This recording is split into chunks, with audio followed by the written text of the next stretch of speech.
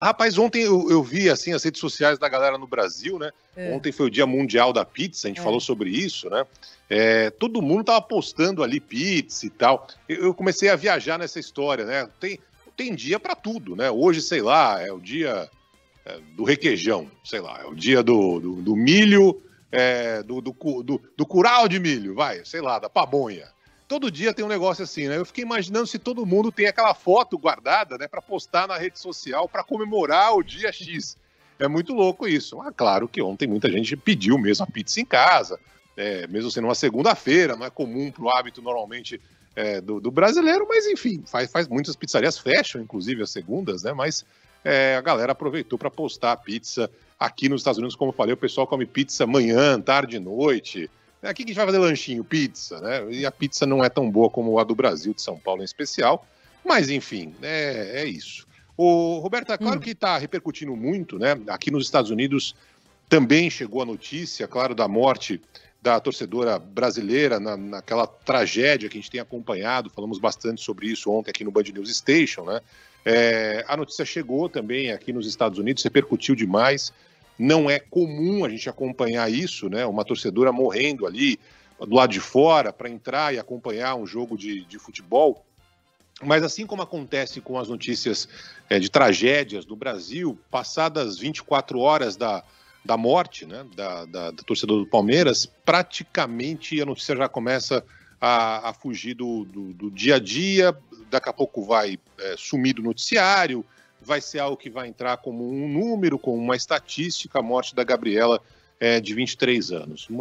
Tem muita discussão sobre responsabilidade, sobre quem tem culpa, quem não tem culpa, né? O atirador da garrafa, o torcedor do Flamengo, está preso. Ele mudou um pouco a versão depois no depoimento, dizendo que jogou gelo e tal, mas enfim, tudo indica que de fato ele foi o responsável por atirar a garrafa, que acabou pegando no pescoço da Gabriela, enfim, cortando a jugular, uma tragédia. Uma tragédia. E a gente falou bastante ontem aqui na abertura do Band News Station, né, que há uma necessidade urgente de uma mudança no comportamento do torcedor como um todo. Você, na redação da Band News FM, você tem palmeirenses, corintianos, flamenguistas, torcedores do Botafogo de Ribeirão Preto, do São Paulo, enfim, do Santos, tem torcedor tudo quanto é lado. E você convive com essas pessoas no dia a dia. Você vai na padaria, você vai comer um pãozinho na padaria, você tem torcedores dos times adversários todos indo e voltando. Você vai, sei lá, no seu local de trabalho, é assim, você entra no metrô, no ônibus lotado, dentro do metrô, do ônibus lotado, tem ali toda a sorte de time, né? O torcedor de tudo quanto é time. Por que que é diferente numa situação como essa quando você está dentro de um campo de futebol ou no dia específico do jogo, no trajeto entre a sua casa e o campo? Você entra no metrô, entra no ônibus e ali tem alguém com a camisa do time adversário e a partir daquele momento, só porque a pessoa está usando a camisa do time adversário, ela passa a ser o seu inimigo mortal, né? Então, a lógica disso é muito absurda, é completamente irreal, não faz o menor sentido. Por quê? Porque se trata de um entretenimento, de uma brincadeira, de uma diversão, de algo que é para você aliviar a loucura do dia a dia. E na prática, há muito tempo, o futebol brasileiro vive um momento de violência que tem piorado, os números estão mostrando isso, né? A quantidade de mortes envolvendo o futebol só aumenta, quando não é morte, é torcedor invadindo o motel, onde é que está o jogador no dia de folga, para começar a agredir ali o jogador, invasão de treino e tudo mais. Ou seja, o futebol, o esporte, que deveria ser uma válvula de escape, que assim é ainda em muitos lugares, no Brasil virou uma situação não só de polícia, como de tragédia, como no caso dessa torcedora. O meu ponto a partir de agora é saber o que vai ser feito. Qual vai ser a estratégia além da nota oficial? Ontem quase todos os times, acho que todos os times da Série A do Brasileiro, emitiram aquela nota oficial, lamentando a morte, enfim, aquele protocolo que a gente já viu em outras tragédias como essa. Mas e aí? Né? O que vai mudar daqui para frente? Qual vai ser a ação dos times, da CBF, das torcidas organizadas em geral, das autoridades públicas, né, da polícia, enfim, para mudar esse cenário? Não me parece que absolutamente nada vai acontecer. Além da nota oficial, além do choro pela morte da Gabriela, principalmente, evidentemente, a família dela, os parentes dela, no velório hoje, daqui a pouco a gente vai trazer mais informações, inclusive, mas assim, qual é a mudança real que será feita para que esse cenário, que está cada dia mais frequente, pare de acontecer, para que a violência dentro e fora do campo não vire uma realidade. E aí tem outras pitadas, né?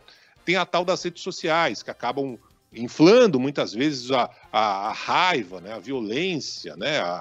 O ódio contra o jogador do meu time, contra o adversário, contra o juiz, contra a imprensa, contra todo mundo, né? Então tem vários elementos que não são elementos de diversão, de entretenimento, de brincadeira, de um momento de respiro na loucura do dia a dia, que deveria ser sempre o esporte, o futebol. E é uma pena, uma pena. Eu dei exemplo ontem aqui dos Estados Unidos, muita gente mandou mensagem, né, falando, poxa, é assim. Você entra no metrô lotado e tá lá o cara com a camisa do time adversário. Pior, ou muito diferente do Brasil, você ganha ou perde a partida, você volta no mesmo metrô lotado com a camisa do time adversário, todo mundo junto ali, né? Tem lá uma brincadeira aqui, uma brincadeira ali, mas um perdeu, né, no basquete. Jogo 7 da NBA, o jogo mais disputado, Brooklyn Nets contra o Milwaukee Bucks. Brooklyn lotado aqui em Nova York, o Milwaukee vai lá, ganha o jogo. Tinham 2 torcedores, pai e o filho, com a camisa do Milwaukee Bucks, felizes com a vitória do Milwaukee, e o metrô abarrotado de torcedores do Brooklyn Nets. Pé da vida, chateados, tristes, o time perdeu, Kevin Durant e tal, jogador que podia ter arrebentado, tal, arrebentou, jogou, mas o time perdeu no final, o Milwaukee ganhou a 7ª partida, depois acabou sendo campeão da NBA. Pai e filho, lado a lado com a camisa do Milwaukee, não sei se vieram de Wisconsin, longe para burro, se moravam aqui em Nova York. O que fizeram com esses 2 torcedores do Milwaukee? Pô, parabéns, seu time ganhou, foi melhor. Puxa, que pena, meu time perdeu, acabou. O meu ponto é, o Brasil já foi assim.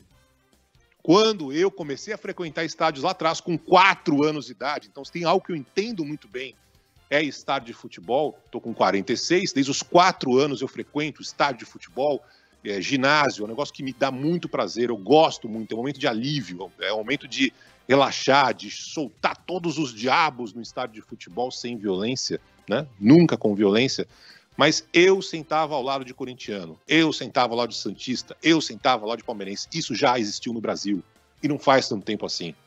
Se lá atrás, essa essência que era o futebol se perdeu, por que não pode voltar? Por que a gente não pode ter isso de volta? Por que as facções, a guerra, a violência virou uma realidade, se impôs simplesmente ao convívio normal, como é na redação da Band News FM, como é na padaria, como é no ônibus, como é no metrô no dia a dia.